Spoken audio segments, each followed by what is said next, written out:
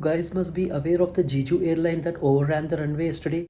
Speculations are that there was a bird hit to see in front of the engines when the thrust is being open and being at such high speeds with that weight, roughly about 350 tons. Your landing speed is roughly anywhere between 200 to 250 kilometers when your brakes fail upon landing. Passenger land a big commercial jet. Hi, good morning everyone. It's about 4:25 a.m. in the morning and I've been scheduled to operate a flight out of Delhi. So I'm just on my way to the airport. The airport is roughly about an hour from my house. This transshipment of crew from one base to another is called deadheading. So next time if you happen to meet a pilot friend and if he uses this particular aviation term, you know what it is. It's just 5 in the morning. I've already started feeling hungry. So thought of starting my day with some healthy snack. I reached the airport well in time. We also commenced our pushback well in time. Only thing that I realized after reaching the airport is if you just go back 25 years in time, the airport used to look quite deserted. Flying used to be quite a rare occurrence at that time and the tariff used to be through the roof. But now I was quite amazed to see the crowd, the way we have progressed all these years. I'm quite sure quite a few of them watching this vlog would have not even been born 25 years back. We have reached Delhi and it was a long flight. For about 2 hours 45 minutes. It was quite tiring as I had a long night yesterday. I couldn't sleep much and I was very tired. The only thing I was dreading about our arrival into Delhi is the weather, the fog that usually piles up during our time of arrival into Delhi due winters. But I just had a word with the captain. He said everything is going to be fine. Before I forget, for those who had sent me direct messages on Instagram, I'd like to assure you that I'll be getting back to you individually. It's just I'm a little bit tired with my schedule. But I reassure you I'm going to get back to you on that. Looks like Delhi is already geared up for New Year's. I wish the quality of air is also as good and as clean as the decoration that we just saw. Just before descent, the captain has announced that the temperature at Delhi is 10 degrees Celsius and I wasn't carrying my jacket and I just freaked out. But this was quite expected. I wasn't prepared though. But the moment I stepped out, the entire terminal and the aero bridge was air conditioned and it was so nice and warm and really made me feel so comfortable. I just received a call from a transportation department and they said it's going to take about 10 to 15 minutes before they could reach the terminal. And I don't want to go out and wait. It's way too cold outside and on the top I'm not carrying my jacket as well. I'm quite lucky. I got a call once again saying that another transport has been allotted to me so that I don't have to wait. And this is how Delhi looks now. It's a little bit foggy and a little bit murky. For my stay in Delhi this time, I have been allotted a room at the Grand Vasant Kunj. Look at all these decorations for New Year's and Christmas at New Delhi. Transportation is finally here and the drive is roughly about 20 minutes from Delhi.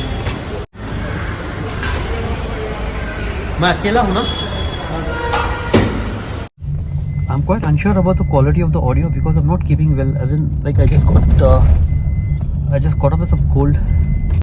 This time the transportation was all for myself. At times what happens is that sometimes there is another SOD, another crew member that is coming in and the transport is generally clubbed up with that person. So in that case you really have to wait till the other person turns up.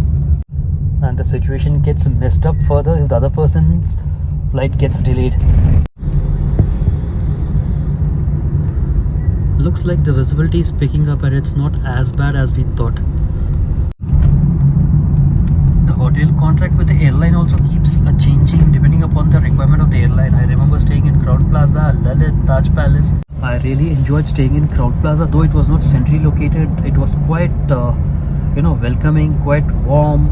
The staff was way too courteous than any other hotel we stayed. Before that we used to stay in Hyatt Regency. We stayed there for about 7 years. Then we moved to Crowd Plaza. Then once again we moved back to Hyatt Regency, and finally we are here at the Grand. I remember staying at this place as well. This is that Hyatt Andaz Aero City next to the Delhi airport. It's about 9:30 in the morning, and I'm quite glad to see the roads so empty. Otherwise it's quite a headache. So for my airline, most of the departures are out of Delhi, being a major base. About 70% of the departures, flight operations are out of Delhi, and about 25% from Mumbai and rest 5% from other small cities. By departures, what I meant was international departures, not domestic ones. major connections to North America, Europe, Middle East and Far East are from Delhi, Mumbai and Bengaluru. And talking about my flight out of Delhi is they have scheduled me to do a flight to Chicago. Again, it's an ultra long haul flight, roughly about 15 hours. The departure is about 2:20 early in the morning. So I need to be well rested before the flight. I don't know if you guys have heard of something called smog. It's a aviation terminology. Smog is basically a blend of smoke and fog, which further hampers your visibility. Delhi is filled with fog, and the smoke comes from Punjab and Haryana for obvious reasons, which further deteriorates the visibility in Delhi.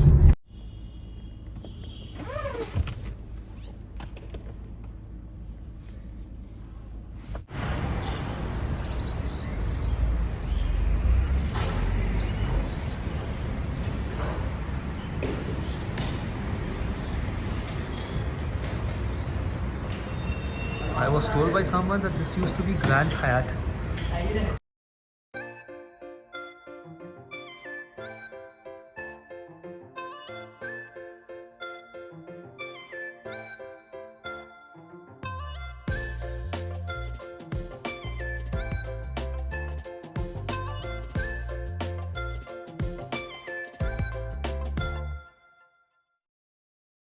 Last time what had happened was I was supposed to stay here for 3-4 days. I was supposed to do some domestic shuttles from here. Alright, and they had given me a room which was pretty close to a venue where there was some huge marriage function happening, and the room was so noisy I couldn't even sleep. On the fourth night I was supposed to do an international departure. As it was a long stay, I had a lot of stuff with me and it was all over the room, so I literally had to go down and talk to those people and request them to give me another room. Hello, it's about 3 p.m. in Delhi. Just had my lunch and did my prayers, and I'm pretty sure you guys must be aware of the Jeju airline that overran the runway yesterday. The actual cause of the accident is not yet known because the reports might take a while to get published, maybe a couple of weeks. Speculations are that there was a bird hit which led to a complete loss of hydraulic failure. So I was just planning to make a video on it once if the report is completely out. Do let me know in case if you want me to make a video on any particular topic, because the topic of interest is quite subjective. What might interest me might not interest you. Another thing which is quite common is when a person without a non-aviation background flies, out of curiosity he has got a lot of questions in his head and he himself thinks it's quite silly and he's quite reluctant to approach anyone. And I'm pretty sure quite a few among you watching this vlog have curious questions like what are those white patches of cloud that you get to see in front of the engines when the thrust is being open and the aircraft starts rolling down the runway. When we are moving at such high speeds with that weight, roughly about 350 tons, and your takeoff speed is roughly about 300 to 320 kilometers per hour, and God forbid you have an engine fail or an engine fire, what do we actually do? Do we stop or do we continue to fly? And if we decide to stop, will the aircraft actually stop on the runway? Or if we decide to continue, will we get airborne? And how do we know what our cruising altitude is? And how do we decide on our contingency plans in case if we have an emergency when we are cruising? Which side do we turn? What are our closest alternates?